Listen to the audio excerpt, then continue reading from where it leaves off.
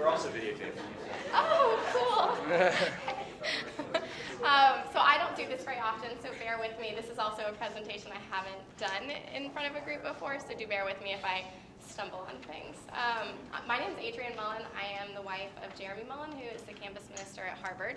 We have two kids. Lila is 6 and Oliver's 2. Into the mic. Into the mic. Yeah, I know, sorry. Really? Yeah. Yeah. Cool. This is going to be really... That's better. This is a stretch for everyone, really. So maybe you may not feel comfortable talking about mental health. I may not feel comfortable in front of a mic. A little bit about me, I have a Master's of Arts in Counseling. I'm a licensed mental health counselor in Massachusetts, and I have been since 2010. And I've been in the social work and counseling field for about 10 years. I've worked with families and individuals in foster care, individuals in a large mental health clinic. I did some work on training and policy around reducing secondhand smoke, which was a little bit of an odd subject. And right now, that's very loud. Let me know if it's too loud. Just raise your hand because it feels very loud. I'm the manager of outpatient at a mental health managed care organization. So the health insurance kind of part that you have, sometimes it's delegated out for behavioral health, which we'll talk about, and that I'm the manager of outpatient there. So in this is Let's Talk, how mental health and biblical faith intersect. So this is our roadmap for today. It's also on the first page of your handout, so you can always refer back. And Jeremy was laughing at me because I put like a lot of pictures in the handouts, but I wanted you to have it all because sometimes when people are not comfortable with mental health or talking about it, you can kind of lose track of what we're doing, and then I want you to leave with the information. So you can always refer back, and it'll be a lot of information. Like we're kind of going to move through. It's this overarching broad picture, but we'll have time for questions and answers at the end. So just hold those, and we can talk about that at the end. So, what better way to start our journey today than does this matter at all? Is mental health something that Christians should even be taking into consideration or pay attention to? So to answer this, I want to look at two components. And the first is how John Calvin starts the Institutes of the Christian Religion. And so he starts by saying, without knowledge of self, there is no knowledge of God. And without knowledge of God, there is no knowledge of self. This is pretty different than I think what a lot of us in the Christian circles can believe around, if we only think about God and not about ourselves, that's some sort of true humility. That's not what this says. And so I'm wondering if I can hear even from a few of you, if you're willing to speak, not on a mic apparently, if you can kind of share back, how do you kind of make sense of this? Why is it important to know ourselves to understand God? Why is it important to understand God to know ourselves?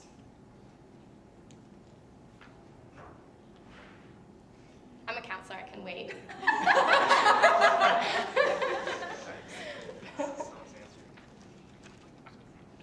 Yeah. Because if we see everything through the lens of ourselves, so if we don't understand the lens, then we'll not see what kind of worldview our image of God is going to be. Yeah, that's great. Other thoughts?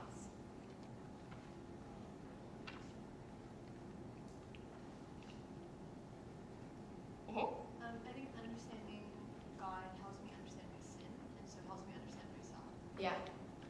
Those are actually the two of those of how we're created in the image of God, but also different, right?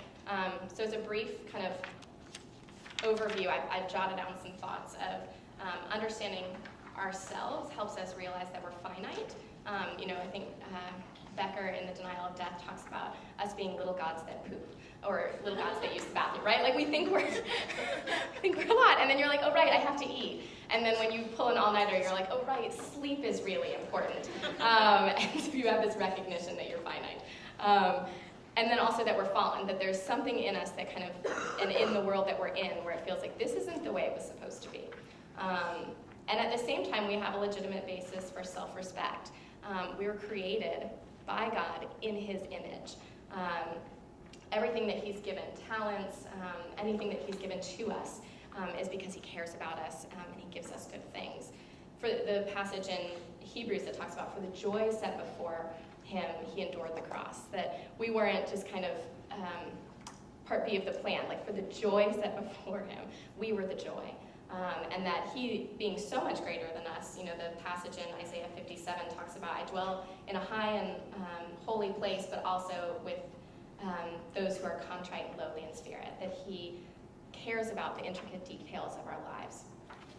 So in keeping that in mind, you can see God created us physically, emotionally, spiritually, socially, sexually, in all these different capacities. And so it makes sense that he would care about what our mental health is like, and that he has some thoughts on it probably, which we'll look at. So one other thing to look at in regards to does this even matter, is thinking about how God communicates to us. So he communicates in two ways, through his word and through the world. And so you kind of have that passage in Psalm 19 that talks about the creations declaring the glory of God, and that the law is revealing the Lord in a perfect capacity. And so that doesn't have any conflict in just thinking about, okay, he's given us his word, he's given us the world. And even if we think about how, in our trying to understand who God is, linguists and theologians study God, and they study the original passages and are trying to sort through. And as we move from biblical interpretation of kind of figuring out what is the language, then we move into the whys of theology and how do these kind of categories work together. And so as you move a little further down the line, there starts to be a little bit more conflict. People, theologians or linguists have conversations with one another about, does that really mean that? Is that in the right context? That sort of thing. So it gets a little bit harder to tell whether it's exactly accurate. Doesn't mean we don't study the Bible. It just means we want to use the right resources and try to understand the context as best we can. So if we apply that to the side of the world, God created the world. So for psychologists, when they're doing studies to try to figure out how people react to things or interact with other people, or even if you think about symptoms for mental health and how they kind of group together, you tend to have kind of some symptoms group with other symptoms. Now you're kind of moving that step further from the creation to the research. And then you go a little further and you say, well, why? Why do we interact with each other that way? And then you're kind of getting into psychology. So again, psychology is not perfect, just like theology is not perfect, but it's still a worthwhile endeavor because it is kind of part of how God has created and communicated to us. So switching gears a little bit, I'm going to tell you a story. So I guess it was probably the day before I was flying back to college, my junior year. I had trouble sleeping, and so I was laying in bed, couldn't sleep, and all of a sudden my heart starts racing, I can't breathe, a lot of shortness of breath. I feel a little bit dizzy and hot and nauseous, and I have this moment where, even though it sounds crazy to say here, I really thought I was dying. I was like, this is it, this is how I'm gonna go. Anyone know what was happening to me? Yes, I'm so glad you know that. I didn't. I didn't know for another semester. When I was in a psych class and a professor was talking about panic attacks, and I just kind of gasped, and I was like, that's what happened to me. There's a name for it. And so I think that part of what we're moving into for this next part of the talk is around what is mental health. And some of you may be more familiar than others. So we're going to, again, it'll be this broad overview that we look at. I took a cartooning class in middle school, and so I'm pretty sure that I'm the best cartoonist around.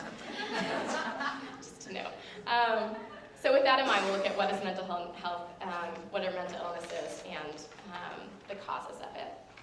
So a couple of caveats for this slide is there's something that people kind of joke about in med school or in counseling classes about having kind of this syndrome where you think that you have all of the diagnoses and disorders that you study. So I'll say that up front, you probably don't have all of these. It's possible you might have some.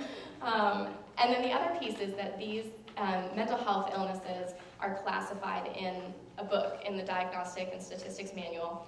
They have made some movement, even with the 5th edition, which we're in now, to kind of structure things a little bit differently according to the new research that's coming out about brain structure.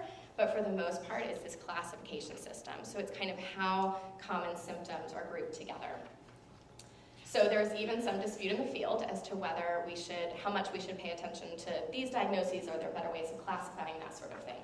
But, so mental health disorder is what we'll talk about. And actually, we're talking about behavioral health, but I didn't know if people would be as familiar with what behavioral health was. So behavioral health is mental health concerns as well as substance use concerns, and that's kind of the overarching way that you call it. So it involves change in thinking, mood, behavior, and the most important thing is it's affecting your life. Like you think about kind of, is Monk to a show that's way too long ago? Does that sound right, Monk? Okay, good, okay. So he has OCD, right? And so he uses that in a lot of great ways with this strength with OCD, and like he can pay attention to the details and he notices what's different, but there's also parts of his life where it really impacts and you're like, oh, he's stuck. Like he can't do what he needs to do to live, and to live life to the fullest and to like have normal relationships and that sort of thing. When we think about functioning, it's really kind of playing a piece of, does it impact your relationships? Is it impacting your ability to get stuff done? Not like how regular adulting is hard, but like a different way of having a hindrance to that, because I can attest that regular adulting is just hard. So we think anxiety disorders, so what we talked about before, panic attacks, general anxiety, you can have phobias, you can have social anxiety, and it usually has a lot of like physical discomfort and kind of feeling really nervous or anxious. Depression is kind of the lows of feeling really sad or life's not worth living, and kind of some of the things, some of the symptoms that go along with this, you can have weight gain or weight loss, you can have not sleeping or sleeping a lot, and so it's like it's impacting you, and it may happen in some different ways. Bipolar is some dramatic shifts, so you have kind of really high highs and then really low lows. So the high highs, you kind of hear stories about people sometimes where they're like swinging off a tree, saying that they're Jesus, and you're like, that seems like that's a break from what probably most of us normally think. And so when you're in a manic state, you're not really thinking all that clearly, and you may have kind of some different perspectives about how the world functions. You also may think you're invincible, or you may be really excited or really irritated. And then you kind of have the depression as well. Attention deficit hyperactivity disorder usually starts in childhood. Like one of the components is you have to have some symptoms in childhood. Post-traumatic stress disorder back in the day, used to think it was just veterans and folks who had been to war, and you really recognize that, no, if someone's had a sexual assault or a rape, or if you have ongoing or even one-time abuse, that all of those can factor in. PTSD comes if you have any instance that you feel like your life was threatened, you perceive your life being threatened, and then you have these symptoms like flashbacks and kind of nervousness and a whole host of symptoms around that. Eating disorders range from not eating at all to eating and getting rid of it in some capacity. And then orthorexia is a newer one, which is kind of this obsession with healthy eating. So that's one to keep in mind. The body image, you kind of have a couple of different diagnoses that relate to just kind of not seeing yourself in a way that probably most anyone else would see you. So sometimes people can have body image stuff where they get really obsessed with like their ears or just a particular part of their body. It doesn't have to be necessarily related to weight. And I guess weight can be either wanting to be skinnier or wanting to be more muscular, like depending on people's preferences. Obsessive compulsive is, as we talked about with Monk, there's a variety of ways that you can do this. It can be just the thoughts that kind of go along, and then usually compulsions to do something. So compulsions can be checking, it could be counting. You know, you come in the room and you're kind of making sure you know how many lights are in the room, because that might be your particular compulsion or checking. And that kind of, again, that is a very big range of how that can vary. Borderline personality is kind of some instability in how you view yourself and how you function in the world, so it really makes relationships challenging. Schizophrenia only exists in like 1% of the population. It's 1% worldwide, which is kind of interesting. So you really see, we kind of go back to that picture of God's given us creation, and you kind of see there's fallenness associated with it, that 1% across all cultures, across the entire world, they're experiencing schizophrenia. And that's pretty much a break where you are seeing or hearing something that other people don't see or hear. So you think about your five senses, and that your experience is very different from someone who's standing right next to you. Addiction could be alcohol, sex, gambling, a whole host of things. And really it comes back to, some people do recreational use of some of those, and it's really the impact of this is hindering your functioning. You're starting to get in legal trouble, you're starting to get in financial trouble, that sort of thing.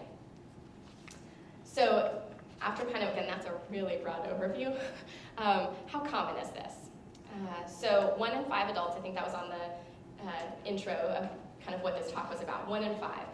And that cuts across, being in the church, not being in the church. It's always 1 in 5. Pastors, it's still 1 in 5. So you kind of think about that, again, this is kind of a pretty universal experience that a lot of us have.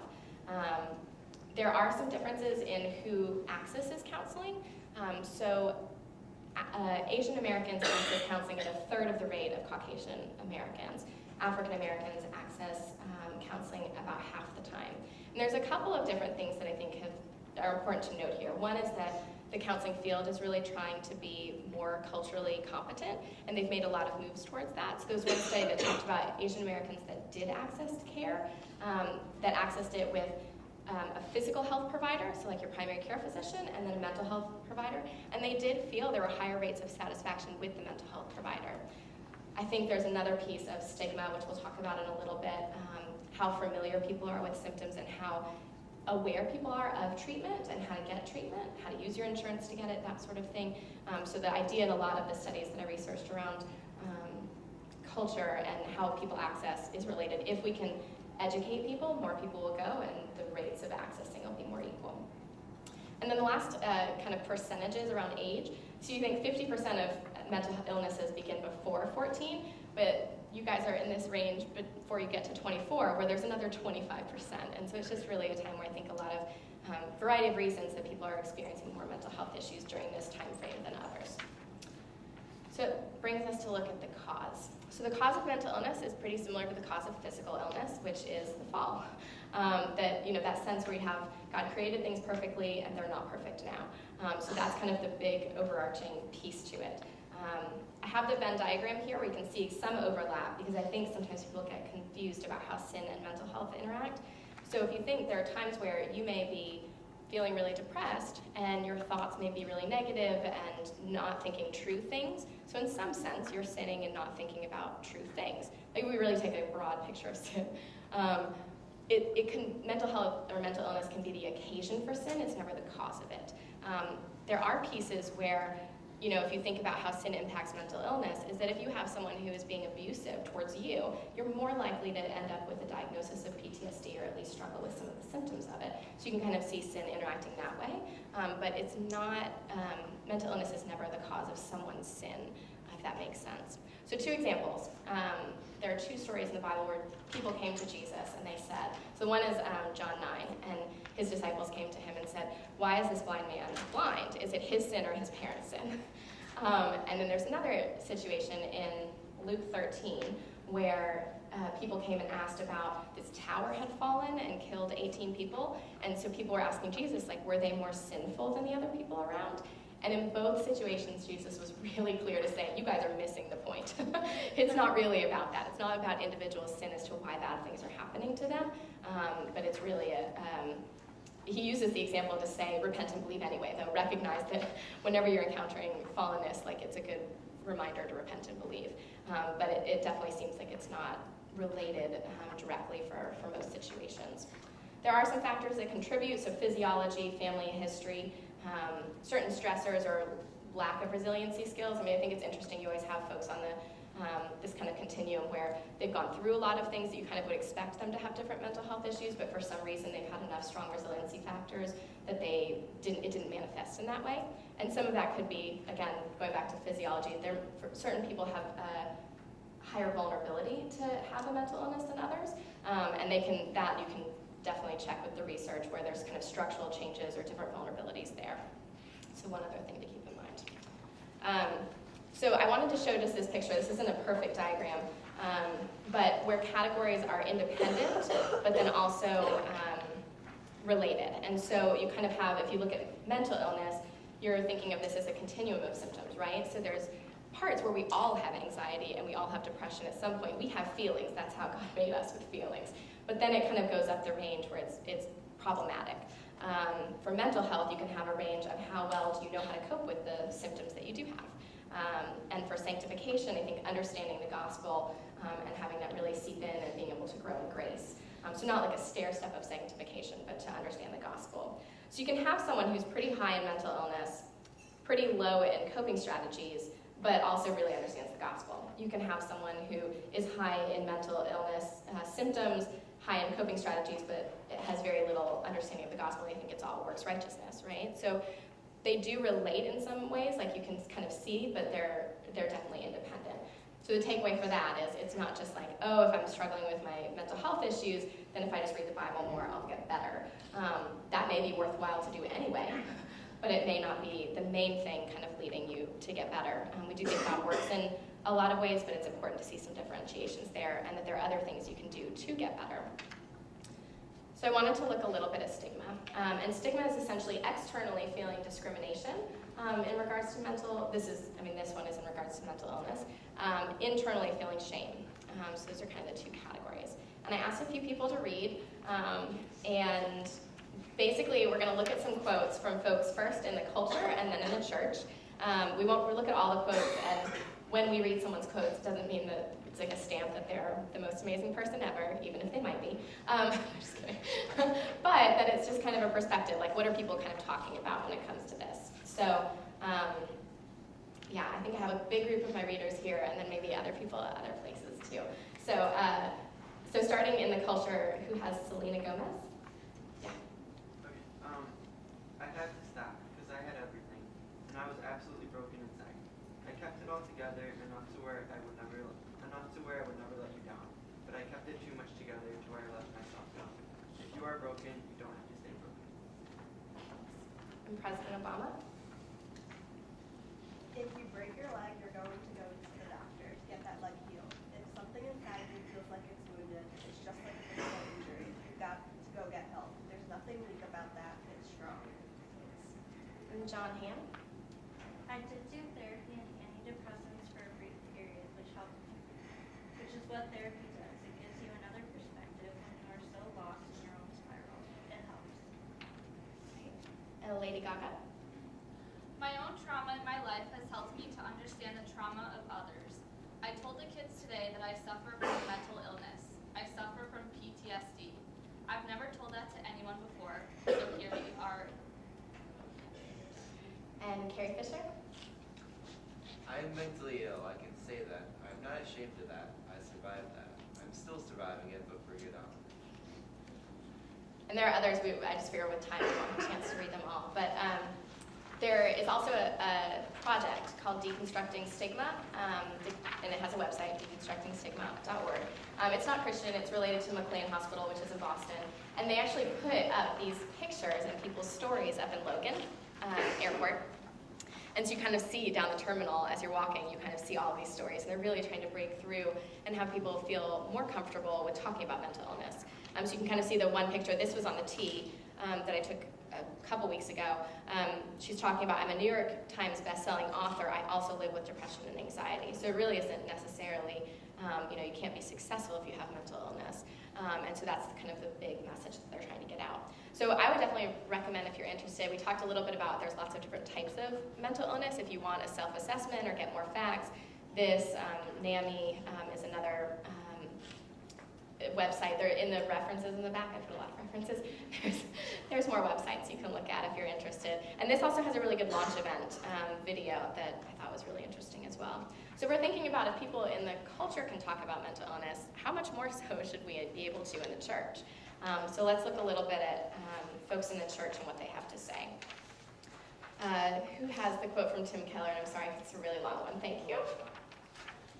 We must beware of giving people the impression that through individual repentance for sin, they should be able to undo their personal problems. Obviously, we should not go to the other unbiblical extreme of refusing to acknowledge personal responsibility for sinful behavior as well. While we can't fall into the reductionism of believing all problems are chemically based and require medication, we also cannot fall into the reductionism of believing all problems are simply a matter of lacking spiritual disciplines. Schizophrenia, bipolar depression, and a host of other psychological problems are rooted in physiological problems that call for medical treatment, not simple talk therapy. Thanks. We look at Henry Nouwen. I've had a tremendous problem with depression in my life. I'd rather not talk about it because it's over, but depression is real. I like that one. This is a good, this one in Lecrae is kind of this picture of the varying abilities to share the struggle. I have it, I don't really want to go into it. We don't really have to talk about this, but it's real. Who has Lecrae? Depression is not a sign of lack of spirituality. The most renowned spiritual leaders walked through depression. And he has a song, I think that was from, I took the picture from one of the songs that he has about depression. has Billy Graham. Yeah. Don't feel that you are somehow sinning by seeking treatment for your depression. It would be wrong for you not to seek treatment. Thanks. And Sammy Rhodes. If depression is something you and I will eventually experience in one form or another, why is it still so awkward to talk about? Talking about it openly and without shame ought to be one of the key ways to fight depression. So why do we not talk about it? Because like most things that make us feel awkward, there are no easy answers. We like to talk about things we feel we have answers for, but what about those things that raise more questions than answers? Even a cursory reading of those Psalms where David is really depressed tells us that he felt very, very alone in his sadness because his friends didn't know what to do with it. Thanks. Thank you all for reading. Yeah, Sammy Rhodes is the campus minister at University of South Carolina, RUF campus minister. And his book's really interesting too because he talks about a lot of different aspects of mental health in it. So I think in looking at that, you still want to use wisdom in who you share information with around your own mental health, but you shouldn't feel ashamed of it. Kind of understanding how God's created us, what the fall looks like, and also thinking that it's not irrelevant to God, that he does care about the different aspects of our lives. And he promised to be with us. You know, all the passages that talk about I'm your God and you're my people, and that Jesus is the high priest, that he has compassion and understands us in our weakness. So I thought this was a good hymn to kind of think through, because it talks about nothing can sever our souls from his love. Our names are written on the palms of his hands in marks of indelible grace. And that this last part, yes, I to the end shall endure, as sure as the earnest is given, more happy, but not more secure, the glorified spirits in heaven. It's talking about that one day, someday, when we're with God in a glorified state, we will be more happy. We won't have to struggle with sin, we won't have to struggle with symptoms, but we won't be more secure. We already have the secure love of God here and now. So just kind of the reminder of that. With that in mind, I want to look at some practical tips, because I think a lot of times, you know, we can stay real theoretical and then we leave going, I don't really know what I'm supposed to do with this. So we'll do a lay of the landscape first and then talk about, there's 10 tips in the handout that we can look at.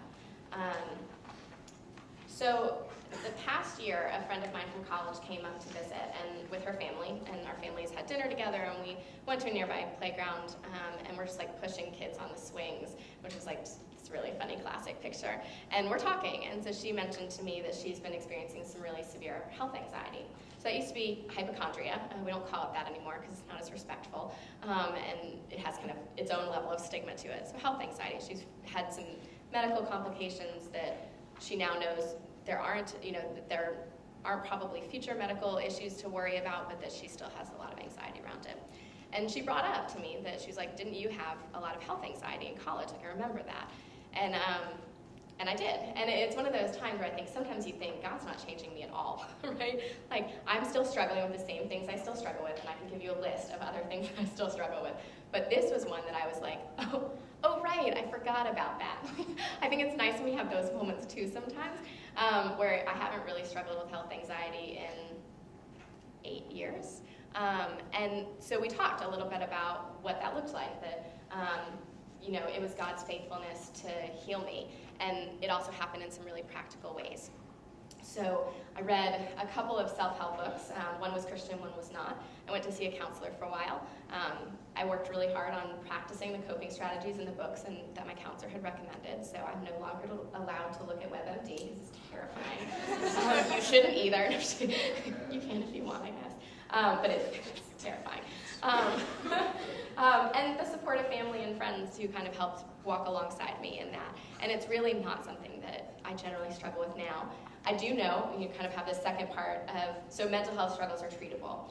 Relapse is also part of recovery. It's not like it was all better overnight. It took a while. And I also know that there are times where if I get really stressed, I'm like, oh, I might be getting sick, or I might have this happening, or my heart feels a little bit weird, that it kind of comes back to that, right? So there's sometimes you can know your own tells of like, I'm stressed because of this. I tend to know I'm stressed because I'll start thinking in regards to some health anxiety. And so for the most part, I can cope with that. I can use those skills that I've developed before, but I also know where to get help if it becomes too much. So treatment, I think a big important piece has changed dramatically since the days of like Freud. And treatment now is more evidence-based, it's more ethical, it's more culturally competent, and I think that when we're looking to try to figure out how to reconcile it to Christianity, because it's evidence-based, you take like cognitive behavioral therapy, for example. You're gonna talk with a counselor about your thoughts, your cognitions, and your behaviors. Okay. Like, you can do that with a Christian mindset and kind of think through, how does this apply to my faith? Or at least have it not be against your faith, where I think sometimes treatment in the past had a lot more conflicts of the I'm okay, you're okay, and like everything about you is good. Well, maybe not, but there's also a lot that is good. Again, that ability to recognize and have self-respect because of how God's created us. And I think the other thing is mental health struggles are treatable. We don't have to just sit and wait. I think sometimes my friend was one of them when she was telling me the story about her health anxiety, is you kind of get in a tunnel when you're experiencing mental illness, or if you're struggling with symptoms, where you just feel like it's dark in here and it will never get better. And part of what a counselor does is they stand on the other side of the tunnel and they can see into the darkness, and they're looking at you and saying, it's light out here. Come, like I can help get you there, and you can work on skills, and they can kind of hold out hope for you until you have the ability to hold out hope as well. And I think the last piece is that counseling isn't forever. People go through ebbs and flows. As I mentioned, like relapse is part of recovery, so there may be times if you did do counseling, you may want to get back into counseling, but there's also a lot of times where you do counseling for a short period of time, and that's it. That was really worthwhile.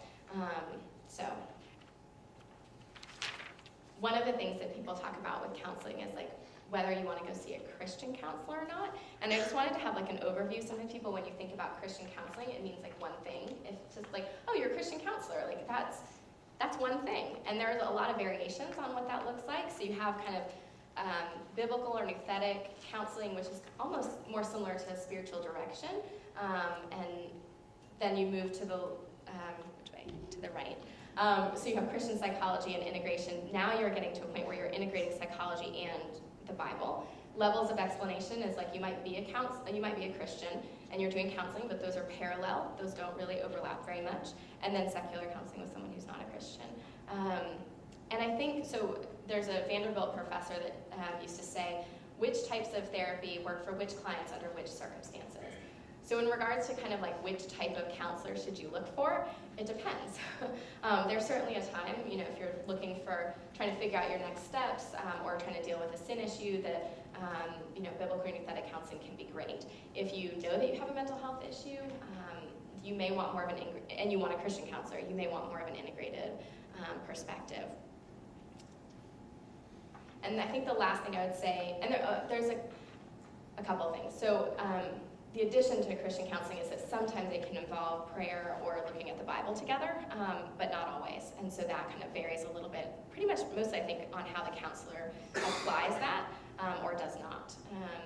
And I think the last thing is that Christian counselors across the board would say, if you have any approvable change, if you've made improvements, whether it's decreasing sin or whether it's increasing coping strategies, that's from the Holy Spirit, that God gives all good things. So again, I think there's a perspective where you could see a lot of different types of therapists and have it go well. So don't feel like if I can't find that one Christian counselor that I shouldn't even go. Or you can also think through, okay, so if I'm seeing a counselor and I don't necessarily think that mental health is related to my faith at all, it might be worth continuing, see that counselor, but also kind of talk with your campus minister or talk to friends around how does your faith kind of impact, because there have been a lot of studies that talk about people getting better who are, let's say, people who label themselves as being in the church. And part of them getting better is knowing that the church cares about them and can be involved, that they can pull their faith in rather than have them be separate. So there's several studies that kind of show if you're able to integrate in some capacity, it's more likely that you'll be able to get better. So top 10 tips for treatment. The first one is knowing the warning signs, like looking at self-assessments, being aware of symptoms, and knowing when to get help. So I have the warning signs there. I don't necessarily look through all of them, but a lot of it relate back to that slide that we talked about. Here's the different main types, common types of mental illness.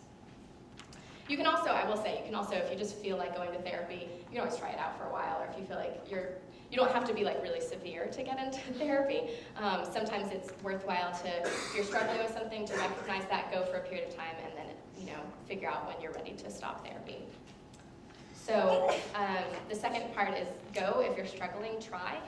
Kind of know that you really can do some things if you are struggling with mental illness to make things better. The third one is that you get to choose. So I think sometimes people get nervous if I go to therapy, will someone just tell me what to do, or how directive will it be? And I think there is a big part of the field now that's talking about client voice and choice. So you're going to be working with a counselor if you go on kind of the aspects of what are you interested in getting better about, and you get to start kind of where you want to. You have a say in that. Where to go? This one's a little bit tricky. You guys come from a lot of different places, so regionally, I don't know, I can't be like, here's the number one person you should go to, or that person, you should go to this person. In part because fit's a really big issue. Your friend may go see someone and you go and you're like, I don't like them very much.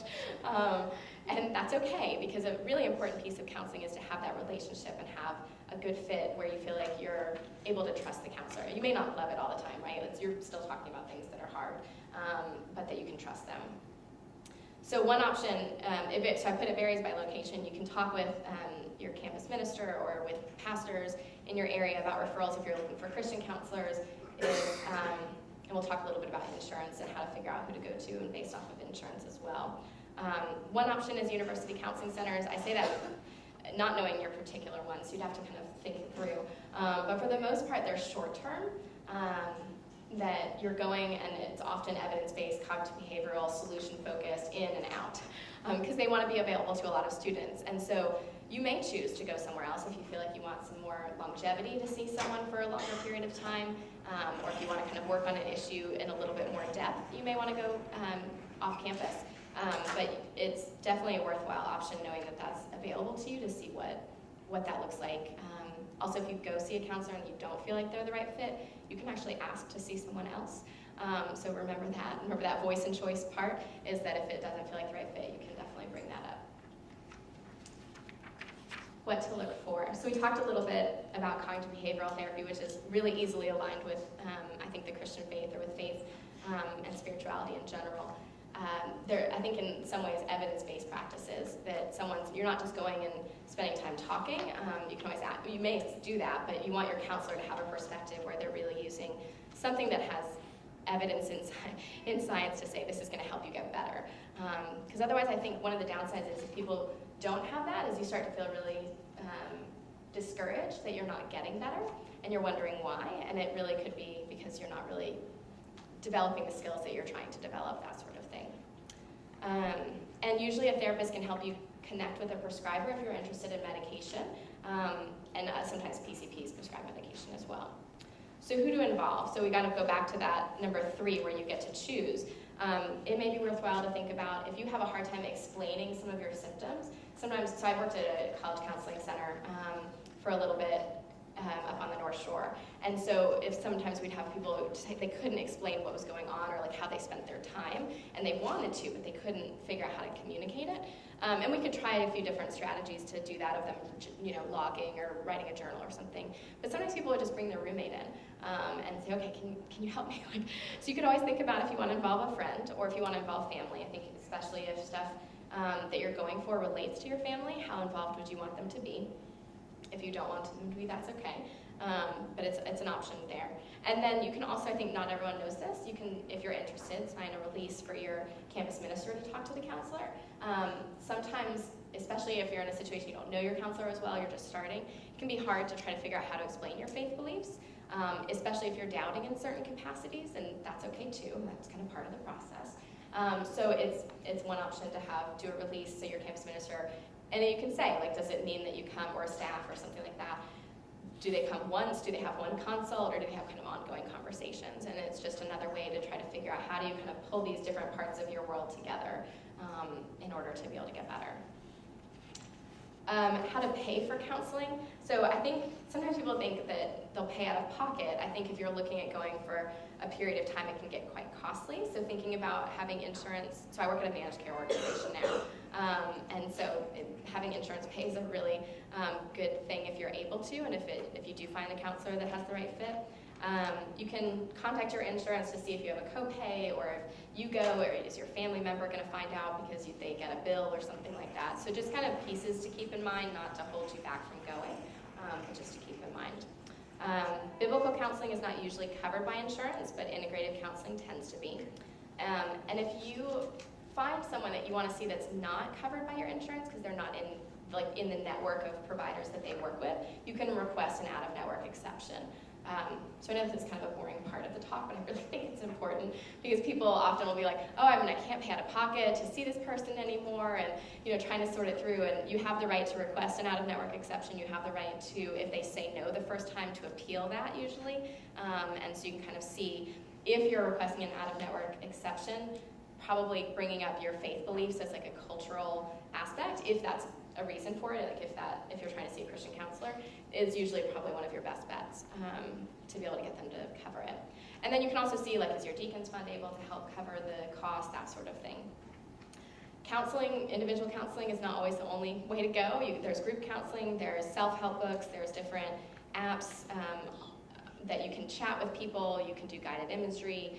There's actually a lot on like iTunes University where you have these guided meditations or relaxation, progressive muscle relaxation. Those are pretty helpful to kind of to use if that works. So I have kind of matching how strong are your symptoms to what you end up doing. If you are able to handle and kind of stay diligent with using some sort of book, then that's great. Maybe that's all that you need. But a lot of people want someone right there in front of them to kind of be a partner in the process with. And then the other piece is, this is the National Suicide Prevention Lifeline, and I recommend if you struggle with suicidal thoughts in any capacity, put this number in your phone and save it. Put the website in and save it as a favorites. It's really, if you call, someone's there 24 hours a day and they'll talk with you. And that's a big thing. I think, again, kind of that picture of the tunnel where it doesn't look like anything will get better. And you have someone on the phone who's saying, we've walked with people through this multiple times a day, and we can get you there as well. Let's figure out how to make things a little bit better. So they'll hold out hope for you for a little bit until you can hope. What to expect? There are a lot of changes around kind of culturally competence, which is great. It's also great for the faith community because, therapists should be asking you what your faith beliefs are if you have any specific religion, and try to figure out how they can integrate it in, and that's kind of a normal practice now. And I think when I talk with people, generally they're not aware of that. And so, again, you can go and talk about your doubts too. It doesn't mean you have to not have any doubts, but it's worthwhile to kind of pull that in. And a counselor is generally going to respect you on that, and that's, I think, an important piece to not be fearful that they'll be putting you down in that regard. If they do, you can also think about whether you want to get a different counselor. So it does take a few therapists to find the right fit, and it may be for a time and that sort of thing, but I do think that, obviously I'm a counselor, I think it's a great idea to go to counseling. Not everyone needs it, and that's fine too. So if we look at, this is one of the last slides, and then we'll kind of have some time for questions and answers too. What does it look like to be a person in the community? Because one of my friends looked over the slides and she said, that's great that it's 1 in 5 and that's like an important thing. Oh, that's my phone, that's awful. That's an important thing, to be talking about. But really, almost you think about 1 in 5 of us really struggle with mental illness, everyone knows someone who does. If we did a show of hands, I can bet that 96% of the group would be able to say, I know someone that has a mental health issue. And so what does it look like as a community for us to care for one another in this? And I think there are a couple of reminders or things to keep in mind. You don't have to know all the answers. I think listening and learning, being respectful, to use language that's respectful. So you kind of think we throw out the words crazy or schizophrenic. That's actually not what people talk about schizophrenic being like this high highs and low lows. That's not schizophrenic. Or this dual personality. You're like, that's a whole nother diagnosis. So I think being mindful and respectful is an important piece. Making space in our community for people who are struggling, whatever that may look like, to make space for them. Remembering that Jesus is with us, the brokenhearted, the anxious, and the struggling.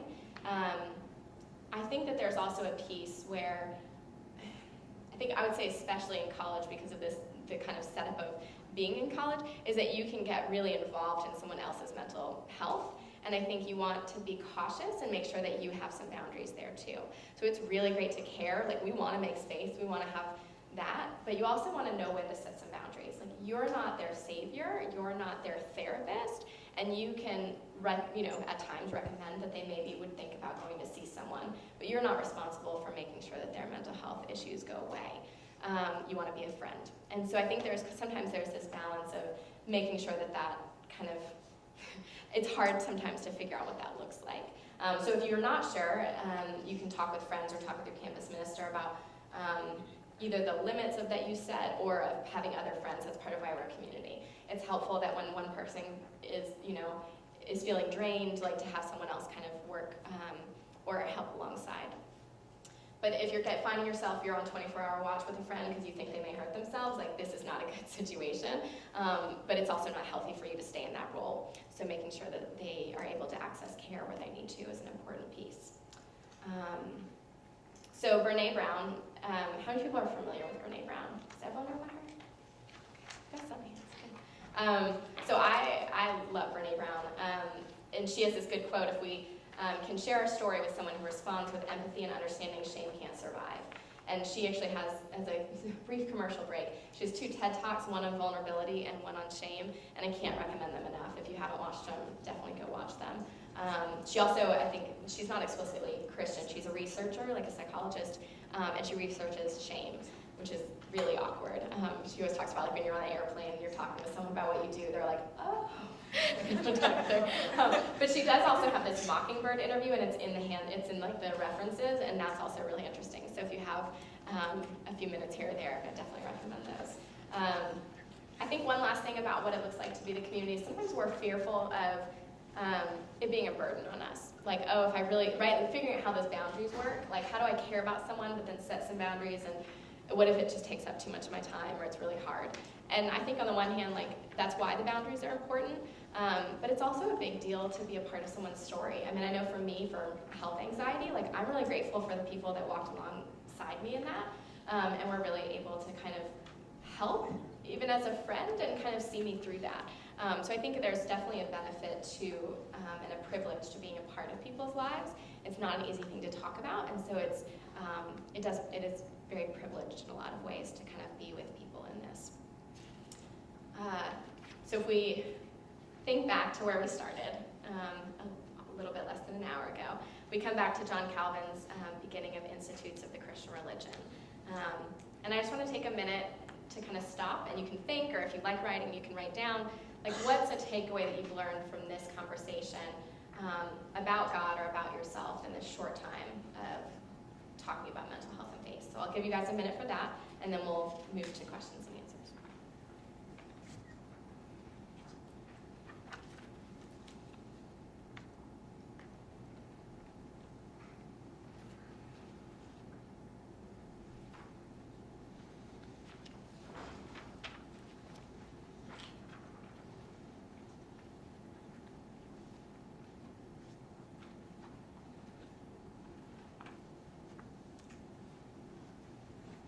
I think this is not necessarily an easy topic, so I am really grateful for all of you coming to it.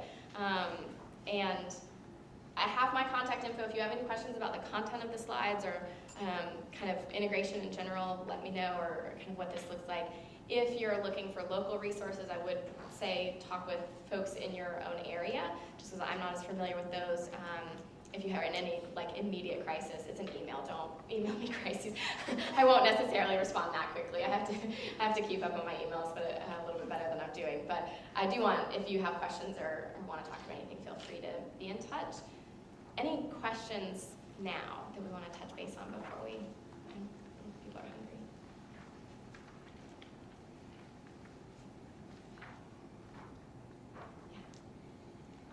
I wrote it down because I don't forget.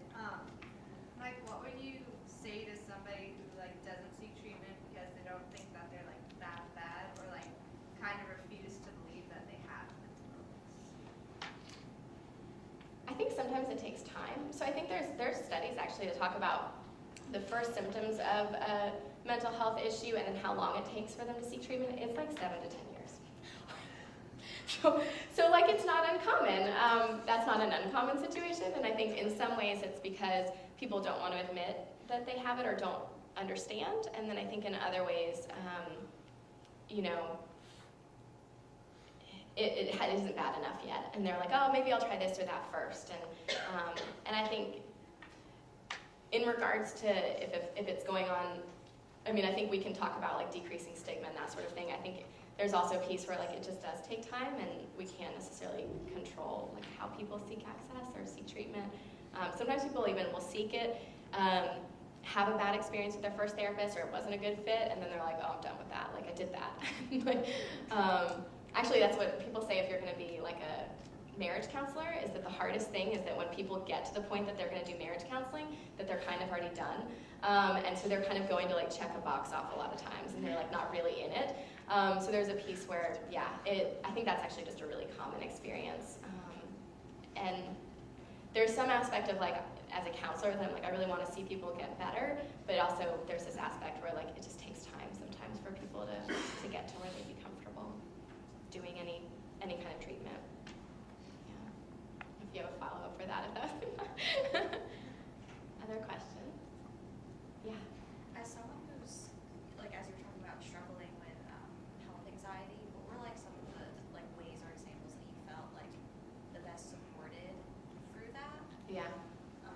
And like encouraged, and I guess just like that. I mean, I think in a lot of ways knowing that people cared about me and that they didn't see that I was just a diagnosis.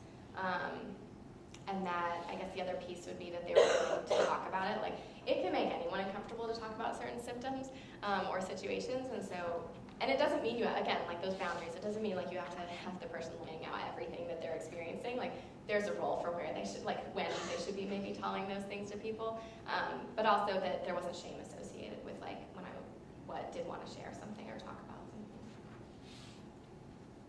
Yeah.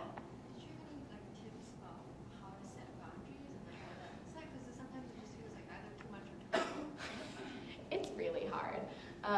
I think that is, I mean, I think in regards to being a community, like if you're not the only one that knows, that's helpful, because then I think you can kind of, and I think in some ways talking to the person about it like pretty upfront. Like I wouldn't necessarily think keeping boundaries is like something I wouldn't talk, like if I'm talking with someone and I know that they have mental health issues, like at some point part of my conversation would be, you know, and I'm your friend, and like if you think you need to talk more about this, like maybe someone who's more expert in that would be helpful, or like you don't even have to say like go to counseling, like it's like, well, maybe someone who knows more about that, who knows more about that, or what other resources could you kind of get to, because I want to help you, but I'm a friend. I can help as a friend. I can help as much as would be normal for a friend to help.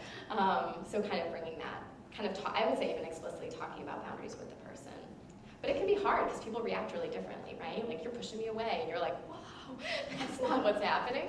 So it can certainly be challenging, but I think there's a piece where, yeah, being upfront about it is helpful. Because it kind of says where you want them to, it's not like you're just pulling back. It says where should they go? Like what would be appropriate avenue? Like I can't watch you 24 hours a day. Like there are people who could, or you could get some coping strategies in the meantime, that sort of thing. Thanks. Yeah. What are your thoughts on like keeping it from your immediate family?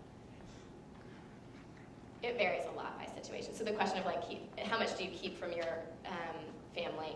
I think families have this varying degree of how much they tend to share with each other, what shame or stigma may be associated with your family, and depending on the situation, like the why of was your family a cause or did that impact? I mean, part of it just being in college, like in a regular, normal way, is recognizing where are you the same with your family and where are you different. So it's like, people used to laugh at me in college because I'd be like, my mom said that this, or my mom said that, and finally one of my friends was like, you know your mom doesn't know everything, and I was like, what?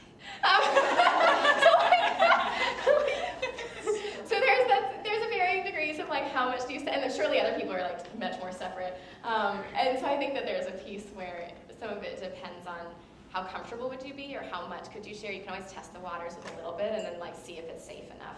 I mean, I think in a lot of ways it's figuring out, kind of going back to like who do you share with about different, like you don't have to be shamed, but you may not want to share with everyone. Not everyone is safe. And so recognizing John Cox is a counselor in Mississippi, and he talks about seashells and picking up seashells, and you find like some beautiful seashells, and it kind of, he's like, it's like that with friendship. So you talk with someone and you're like, oh, something about health anxiety, and they're like, oh, I've had that before too. And it's like, oh, and you kind of mutually share a little bit to the point where you're like, oh, we kind of understand each other. Now I found a valued friendship.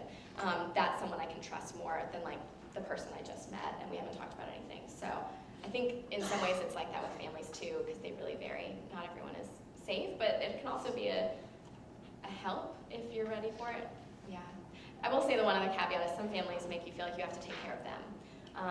And I think that that's a challenging piece of, at some point if I'm struggling with something, I may not be able to have the additional capacity to take care of someone else. And so if I know that a family member is going to have a really hard time interacting with me around that, like maybe I'll wait till I'm doing a little better. Yeah. Are all counselors trained to just listen and help you come to your own conclusions about your struggles, or is it important to advise you and challenge you as well as the expert? That's a good question. So there's a type of therapy that's Rogerian, and it's really like go on. And in a lot of ways, a lot of counselors have that. I would say even as what I've now studied some about biblical counseling, and they talk about this like building relationship, building trust, and they'll do a lot of similar components with that. But I think across the board, the goal is to kind of identify, you're not in counseling for nothing, like it's to identify why are you here, what is it that you want, and so there will usually be challenging in that, yeah. I think we're out of time, but if anyone has any other questions, I'll stay up here for a little bit, and yeah. Thank you guys. Thank you.